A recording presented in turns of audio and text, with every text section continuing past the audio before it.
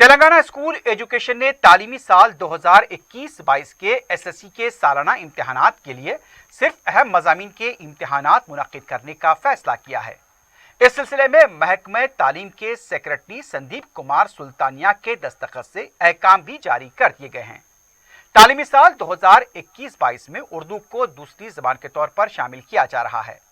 उमूमन SSC के इम्तिहानात में 11 पर्चे होते हैं, लेकिन कोरोना वायरस की वजह से पैदा हालात तालीम में खलल के बायस 6 मज़ामीन ही रखे जाएंगे। 2 साल से हुकूमत ने एसएससी के सालाना इम्तिहानात मुनक्किद नहीं किए, तलबा को प्रमोट किया गया था।